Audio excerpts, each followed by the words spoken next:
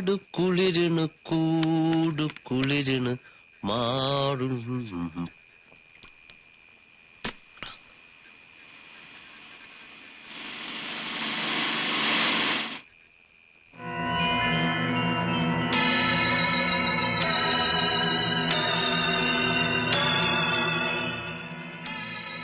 ഇറങ്ങടാ.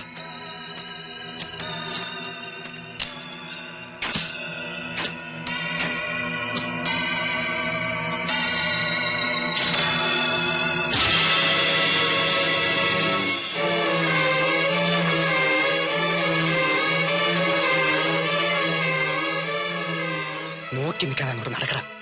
ആ പിടി.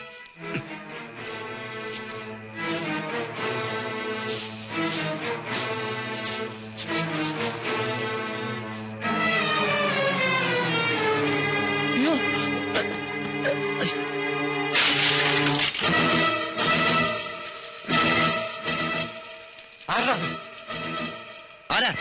അയ്യോ അപ്പു. ഓടിക്കോ.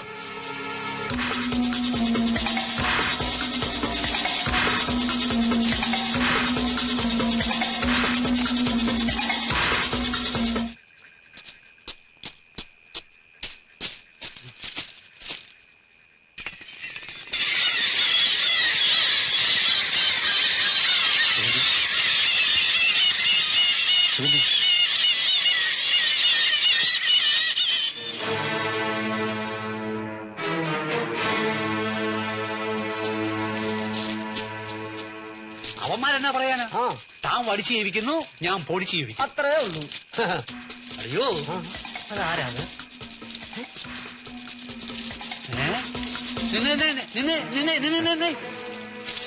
അപ്പൂട്ടനല്ലേ? നീനാടാ ഒരു കട്ടേച്ച കൊന്നച്ചോട് വരുന്നേ?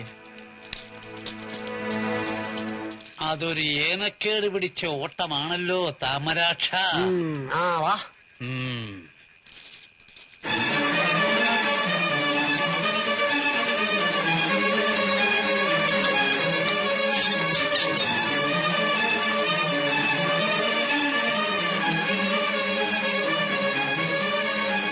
ഗോവിന്ദ് സാറേ, ഗോവിന്ദ് സാറേ,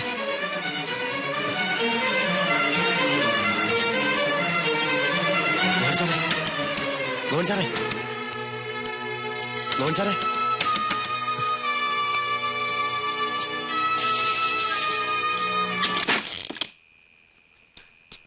ഓ നീയാണോ? എന്താടാ അർദ്ധരാത്രി? പറയടാ. സാർ ഒന്ന് പുറത്തു വന്നേ. നീ കാര്യം പറ. ആ സുഗന്ധിയെ ആരും കൊന്നു. നീ അങ്ങോട്ട് പോ, ഞാൻ വരാം. നീ എങ്ങനെ അറിഞ്ഞു? ഞാൻ കണ്ടു സാർ. 2-3 പേര് ചേർന്ന് ശവം ആറ്റുതീരത്തുള്ള തെങ്ങും തോപ്പിക്കൊണ്ടിട്ടു. ചാണ്ടി കുഞ്ഞാശാന്റെ വണ്ടിയിലാ ശവം കൊണ്ടുവന്ന്. നീ എന്തിനാ തെങ്ങും തോപ്പി പോയത്? നിന്റെ വീട് അവിടെ അല്ലല്ലോ. അവിടെ ചെത്ത് തെങ്ങുണ്ട്. ഞാൻ ഇത്തിരി കള്ളു കുടിക്കാൻ വേണ്ടി തെങ്ങ കയറിയപ്പോഴാ എന്നെ കണ്ടതും ശവവും വണ്ടി ഇട്ടേച്ച് അവർ ഓടിക്കളഞ്ഞു. ചാണ്ടി കുഞ്ഞാശാന്റെ വണ്ടി. ശവം കൊണ്ടുവന്നാരാണെന്ന് നിനക്ക് ഒരു പിടിയില്ലേ? ഇല്ല സാർ, നല്ല ഇരുട്ടായിരുന്നു. സംഭവം വേറെ ആരെങ്കിലും കണ്ടോ? ഇല്ല, ഞാൻ ഓടിപ്പോരുന്നത് താമരാക്ഷനും പുഷ്കരനും കണ്ടു. പക്ഷെ ഞാൻ അവരോടൊന്നും പറഞ്ഞില്ല. നീ വീട്ടിലേക്ക് വയ്ക്കോ, ഞാനൊന്ന് അന്വേഷിക്കട്ടെ. അപ്പോ തൽക്കാലം ആരോടും പറയണ്ട, നീ വീട്ടിൽ തന്നെ ഇരുന്നാ മതി. എല്ലാവരും അകത്തു പോകും, എന്റെ തൊപ്പിയും തെറിക്കും. ഇതൊക്കെ ഇത്ര റഫായിട്ട് ഹാൻഡിൽ ചെയ്യാന്ന് പറഞ്ഞാൽ? അന്യോന്യം കുറ്റപ്പെടുത്തിയിട്ട് എന്താ കാര്യം? ഞങ്ങൾ മാത്രമല്ലല്ലോ, താനും അകത്തു പോകും. അതങ്ങനെ? അത് ഞാനിനി വിസ്തരിക്കണോ? രക്ഷപ്പെടാനുള്ള വഴി ആലോചിക്കണോ? ആ അപ്പു എന്റെ കയ്യിൽ തന്നെ വന്ന് കുടുങ്ങിയത് എല്ലാവരുടെയും ഭാഗ്യം. അവനൊരു വിടുവായനാ. നാളെ നേരം വെളുത്ത സംഗതി ലോകം മുഴുവൻ അറിയും. അതിനു മുമ്പ് എന്തെങ്കിലും ചെയ്തില്ലെങ്കിൽ എന്തു ചെയ്യും? ഒരു വഴിയേ ഉള്ളൂ, ആ ബോഡിയും കാറും അവിടുന്ന് മാറ്റണം. എന്നിട്ട് എവിടെയെങ്കിലും കൊണ്ടുപോയി നശിപ്പിക്കണം. പക്ഷെ അപ്പു കള്ളു കുടിച്ചിരുന്നു. അതുകൊണ്ട് അത് മെഡിക്കൽ ടെസ്റ്റ് തെളിയിക്കാം. ഫിറ്റായപ്പോ അവന്റെ ഒരു ഹാലൂസിനേഷൻ. എല്ലാം വെറും തോന്നൽ. ആരും ആരെയും കൊന്നിട്ടില്ല. അവന് ചുമ്മാ തോന്നിയതാ. അപ്പൊ പിന്നെ ആ പെണ്ണെവിടെ പോയി? ആ it is none of our business. ഏതോ ഒരു നൃത്തക്കാരി പെണ്ണ് മിസ്സിംഗ്, കാണാനില്ല.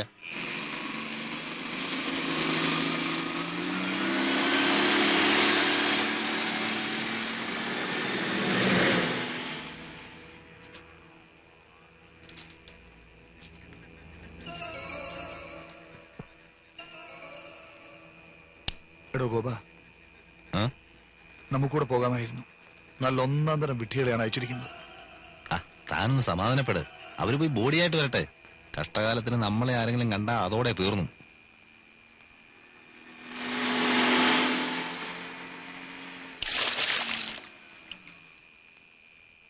അവന്റെ ഓട്ടം കണ്ടപ്പോഴേ എനിക്ക് തോന്നിയതാ ഇതൊരു കൊലപാതകമായിരിക്കുമെന്ന്. ഒരു കാര്യം ചെയ്യേ, കുക്കറിനെ ഇവിടെ നിൽക്ക്, ഞാൻ വീട് വരെ പോയിട്ട് വരാം. അതങ്ങ് മനസ്സിരിക്കട്ടെ. അതെന്നാ? എടോ, കൊലപാതകമില്ലാത്ത എത്ര വഴികളുണ്ട് ഇവിടെ. താനല്ലേ എന്നെ ഈ വഴി കൂടെ കൂട്ടിക്കൊണ്ടുവന്ന് അവിടെ താനിവിടെ ഞാൻ പോയിട്ട് വരാം. നിന്നേ, വഴിയിൽ എത്ര അനാഥ പ്രേതങ്ങൾ കിടക്കുന്നു. താനല്ലേ ഒന്നാം സാക്ഷി. അവിടെ താനോട് നിൽക്ക്, ഞാൻ വീട് വരെ പോയിട്ട് വരാം. എടോ, ഞാൻ കണ്ടപ്പോ അനാഥ പ്രേതമല്ലായിരുന്നു, ജീവനുള്ള പ്രേതമായിരുന്നു. താൻ കണ്ടപ്പോൾ അനാഥ പ്രേതം. അവിടെ താനിവിടേക്ക് ഞാൻ പോയിട്ട് വരാം. നിക്ക്. ഏതായാലും ഒരുമിച്ചല്ലേ വന്നത്, ഒരുമിച്ചങ്ങ് പോവാം. എന്തായാലും ഒന്നാം സാക്ഷി കുക്കറിനാ. പറയും ഒന്നാം സാക്ഷി തന്നെ പറയും. മരിച്ചുപോയ വലിയൊരു ചവരക്കാരുണ്ടായിരുന്നു, വേലു. അങ്ങനെ പറയും. ദേ, ഗോപ,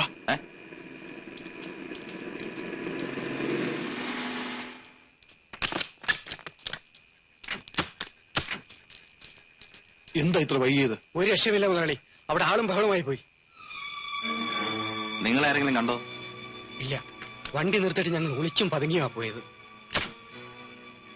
താൻ എന്താ ആലോചിക്കുന്നത്? ഇനി എന്താ ചെയ്യേണ്ടെന്ന് പറ.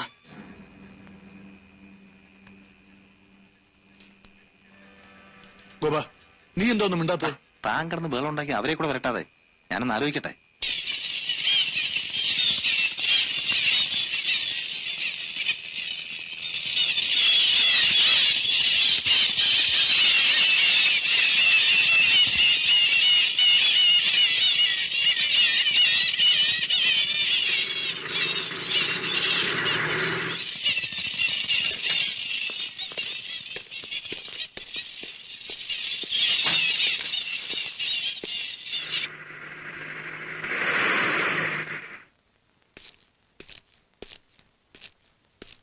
വിജയം പോയിക്കോ.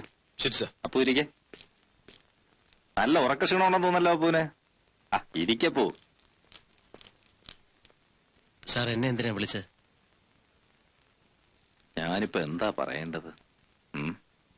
കാര്യങ്ങളൊക്കെ ആകെ കുഴഞ്ഞെടുക്കാണല്ലോ അപ്പു. അപ്പു എന്നോടൊന്ന് സഹകരിക്കണം. ആ താമരാക്ഷനും പുഷ്കരനും രാത്രിയിൽ നീ ഓടുന്ന കണ്ടെന്നല്ലേ പറഞ്ഞത്? അതെ. ആ അവരത് പോലീസിൽ പറഞ്ഞു. ആ കാറിൽ നീ അവളെയും കൊണ്ട് ചുറ്റുന്നത് പലരും കണ്ടവരുണ്ട്, ചന്തയിലും മറ്റും. ഒറ്റ നോട്ടത്തിൽ തെളിവുകൾ നിനക്കെതിരാണ്. സാർ പേടിക്കണ്ട. എല്ലാരെയും ബോധ്യപ്പെടുത്താൻ നിന്നെ ഒന്ന് അറസ്റ്റ് ചെയ്യും. ഞാനല്ലേ പറയുന്നത്. എന്നെ എന്തിനാ അറസ്റ്റ് ചെയ്യുന്നത്?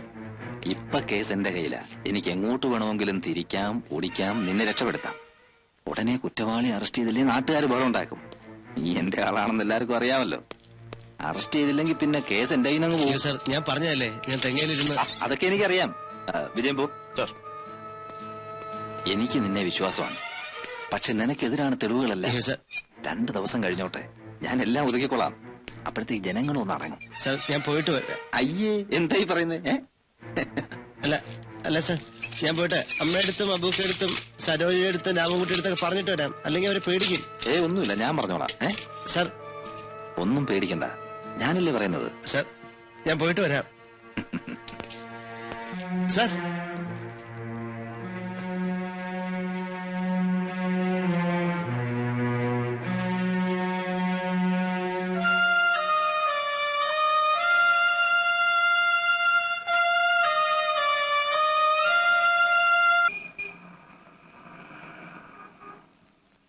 തെളിവുകളൊക്കെ വളരെ സ്ട്രോങ് ആണ് സർ.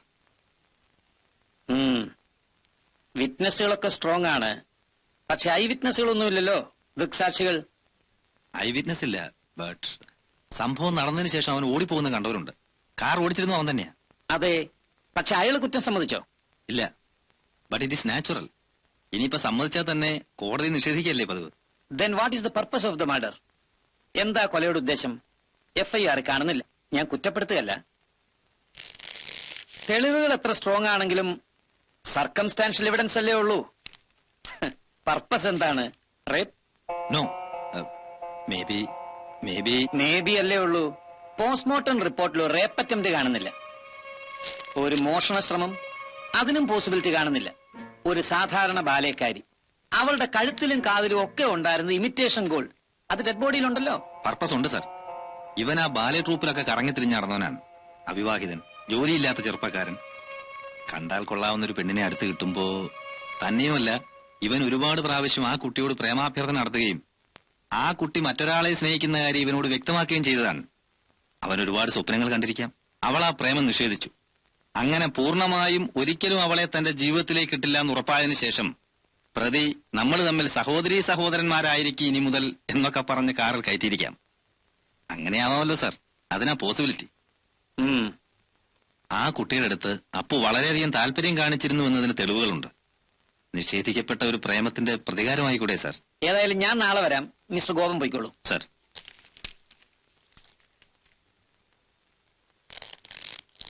ആദ്യം കണ്ട നാൾ മുതൽ സുഗന്ധിയോട് എനിക്ക് തോന്നിയ അഭിനിവേശം നാൾക്കുനാൾ വർദ്ധിച്ചു വന്നു. പലപ്പോഴും അവളോട് എന്റെ ഇംഗിതം അറിയിച്ചെങ്കിലും അവൾ വഴങ്ങിയില്ല. സംഭവ ദിവസം ഇന്ന് എന്തായാലും കാര്യം സാധിക്കണമെന്ന് ഞാൻ തീരുമാനിച്ചു. അമിതമായി മദ്യപിച്ചു. സുഗന്ധി വീട്ടിലേക്ക് പോകുന്ന വിവരം എനിക്കറിയാമായിരുന്നു. പ്രാക്ടീസിനാണെന്ന് പറഞ്ഞ് ഡ്രൈവിംഗ് ആശാന്റെ വണ്ടി ഞാൻ വാങ്ങി. ബസ് സ്റ്റാൻഡ് ഇറക്കാമെന്ന് പറഞ്ഞ് സുഗന്ധിയെ വണ്ടി കയറ്റി ബസ് സ്റ്റാൻഡ് ഇറക്കാതെ വഴിതെറ്റിച്ച് ശവം കണ്ടതിനടുത്തുള്ള കുറ്റിക്കാടിനടുത്തെത്തി. സമയം വല്ലാണ്ട് ഇരുട്ടിയിരുന്നു. ഇല്ല, ഇതെല്ലാം കള്ളമാണ്. ഞാൻ പറയില്ല.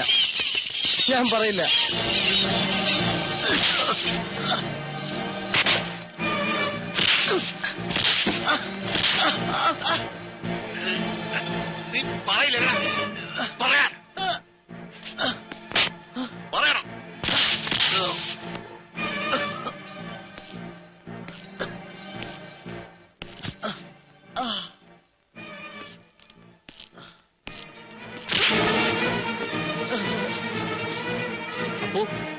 അപ്പു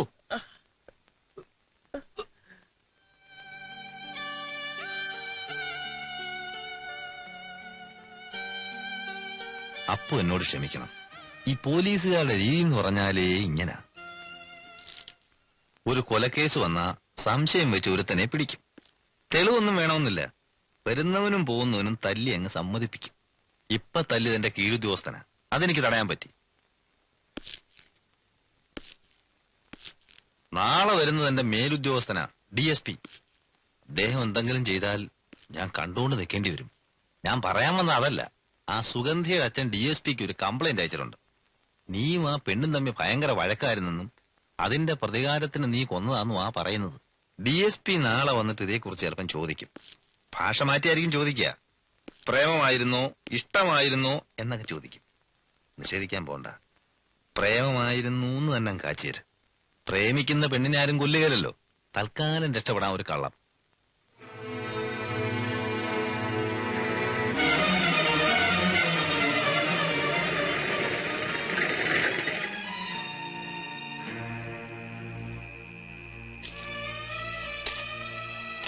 അപ്പുവിനെ വിട്ടു മോനെ. അപ്പു ആരെയും കൊന്നിട്ടില്ല. ആരെയും കൊല്ലാൻ അവന് പറ്റത്തില്ല മോനെ. അവൻ നിരപരാധിയാണ്. നിരപരാധി എന്തിനാ കൊലക്കുറ്റത്തിന് ലോക്കപ്പിലാകുന്നത്? ഇതിലെന്തോ ചതിയുണ്ട്. അല്ലെങ്കിൽ തന്നെ അവനെന്തിനാ പെങ്കുച്ചിനെ കൊല്ലുന്നത്? അതുകൂടെ അറിഞ്ഞു കഴിഞ്ഞാൽ എന്റെ അന്വേഷണം തീർന്നു. കിട്ടേണ്ടത് കിട്ടിയാൽ എന്തിനാ കൊന്നത്, എങ്ങനാ കൊന്നത് തത്ത പറയുന്ന അവൻ പറയും. അത് ഞാൻ പറയിച്ചോളാം.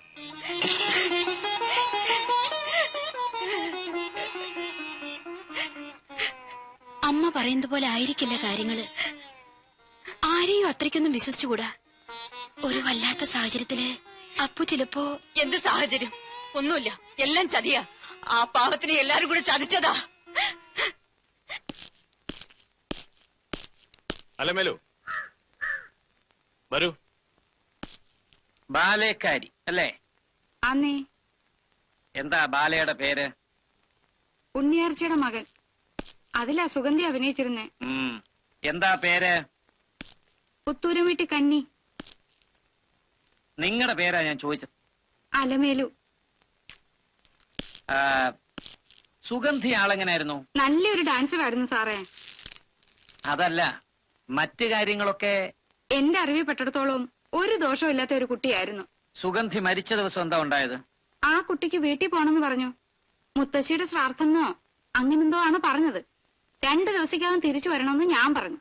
അതും സമ്മതിച്ച് ഉച്ച കഴിഞ്ഞൊരു 4-4:30 ആയി കാണും. അവള് ബാഗും എടുത്ത് പോയി. ഒറ്റയ്ക്കാ പോയത്.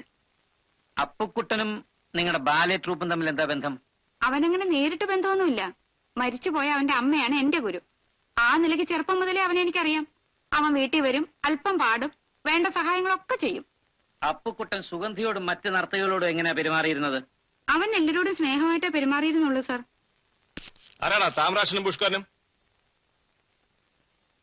അപ്പോ സുഗന്ധിയെ കാറ് കയറ്റുന്നത് നിങ്ങൾ കണ്ടോ? കാറെ കയറ്റുന്ന ഞങ്ങൾ കണ്ടില്ല, പക്ഷെ ചന്ത കാറെ വന്ന് ഇറങ്ങുന്ന ഞങ്ങൾ കണ്ടു. എപ്പോ? സംഭവം നടന്ന ദിവസം സുഗന്ധിയെ കാറിലെത്തി അപ്പുക്കുട്ടൻ അബൂക്കാരുടെ ചായക്കടയിലേക്ക് കയറി. അപ്പൊ ഞാനും താമരാഷ്ട്രം കൂടെ വരാന്ത ഇരുന്ന് ചായ കുടിക്കുകയായിരുന്നു. അബൂക്കാട് എന്തോ പറഞ്ഞിട്ട് പിന്നെ അവൻ കാറെടുത്തോണ്ട് പോയി. ഒരു സൈസ് മറ്റേ നോട്ടം ഞങ്ങൾ നോക്കിയിട്ട്. മറ്റേ നോട്ടമോ? അതെന്ത് നോട്ടം? ഒരുമാതിരി പേടിപ്പിക്കുന്ന തരത്തില്. എന്നിട്ട് കടയടച്ച് ഞാനും ബുക്കരും കൂടെ എന്നും ഒന്നിച്ചാ പോകാറ്. അന്ന് ഞങ്ങൾ ഓരോന്ന് പറഞ്ഞ് നടന്നു വരുമ്പോ എതിരെ അപ്പുക്കുട്ടൻ ഓടിക്കതച്ച് വരുന്ന ഞങ്ങളെ കണ്ട് പരിങ്ങിയിട്ട് ഒറ്റ ഓട്ടം. അതൊരേനക്കേട് പിടിച്ച ഓട്ടമായിരുന്നു. എന്തോ ഏടാകൂടെ ഉണ്ടല്ലോ എന്ന് അപ്പോഴേ ഞങ്ങൾ ഓർത്തു. കുറച്ചു ദൂരം ചെന്നപ്പോ ആശാന്റെ കാറ് കിടക്കുന്നു. ചുറ്റുപാടും നോക്കിയപ്പോ ദാ കിടക്കുന്നു പെണ്ണിന്റെ ശവം. അപ്പു സുഗന്ധിയെ കൂട്ടി നിങ്ങളുടെ ചായക്കട വന്നിരുന്നോ? അവനാ പെങ്കൊച്ചിനെയും കാറേ കയറ്റി ചന്തയിൽ വന്നു എന്നുള്ള നേര് തന്നെയാ. ദുബായി പോണതിന് മുമ്പ് ഗുരുവായൂരൊക്കെ പോയി തൊയ്തേച്ചുള്ള വരവാ. ആ പെണ്ണിനെയും കയറ്റി എന്തിനാടാ ചന്തയിൽ വന്നതെന്ന് ചോദിച്ച് ഞാൻ അവനെ ഭയക്കും പറഞ്ഞു. ആ കൊച്ചിനെ വയിലെങ്ങാണ്ട് വെച്ച് കണ്ടതാ. പരിചയമുണ്ടല്ലോ. ബസ് സ്റ്റോപ്പിൽ ഇറക്കാമെന്ന് വിചാരിച്ച് അവൻ കയറ്റിയതാ. പടച്ചോനെ മറന്ന് ഒന്നും പ്രവർത്തിക്കുന്നവനല്ല സാറേ അപ്പുക്കുട്ടൻ. അവന് ഈ കൊല ചെയ്തിട്ടില്ല. ജനാർദ്ദന കമൽ പറഞ്ഞു വരുമ്പോ വലിയ തറവാടായിരുന്നു സാറേ. അതൊക്കെ പണ്ട്. കുടുംബ വഴക്കും കേസും ഒക്കെ ആയിട്ട് ഇപ്പൊ കിടപ്പാടം പോലും ഇല്ല. വിവാഹപ്രായമായ പെണ്ണിന് നാടകമൊന്നും ബാലയെന്നും ഒക്കെ പറഞ്ഞ് നാട് തെണ്ടിച്ചത് ഇഷ്ടമുണ്ടായിട്ടല്ല സാറ്, ഗതികേട് കൊണ്ടാ. അവിടെ ഇടയത്തെങ്കിൽ വേറെ 5-6 ഉണ്ട്. വഴി മുട്ടിയത് കൊണ്ടാ ഇറങ്ങി തിരിച്ചത്. സുഗന്ധി മരിച്ചതിന്റെ അടുത്ത ദിവസം സുഗന്ധിയുടെ മുത്തശ്ശിയുടെ, അതായത് നിങ്ങളുടെ അമ്മയുടെയോ ഭാര്യയുടെ അമ്മയുടെയോ മറ്റോ ശ്രാദ്ധം ഉണ്ടായിരുന്നോ? ശ്രാദ്ധമോ? അത്താഴപ്പുഷ്ടിക്കാരാണ് സാറ്. അടുപ്പ് തീ പുകയാത്ത വീട്ടിലാണോ ശ്രാദ്ധം? സുഗന്ധിയും അപ്പുക്കുട്ടനും തമ്മിൽ പ്രത്യേകിച്ച് എന്തെങ്കിലും ഉള്ളതായി തോന്നിയിട്ടുണ്ടോ? നാടകക്കാരിയാണെന്ന് വിചാരിച്ച് എന്റെ ബോള് മാനം വിട്ട് കളിക്കുന്നവളല്ല. ഈ നാട്ടിൽ ഞങ്ങൾ ആദ്യം വന്നപ്പോ കണ്ടത് അവനെയാ. അവൻ തന്നെ എന്റെ മകളുടെ കാലിനാവുമെന്ന് ഞാൻ കരുതിയില്ല സാറ്.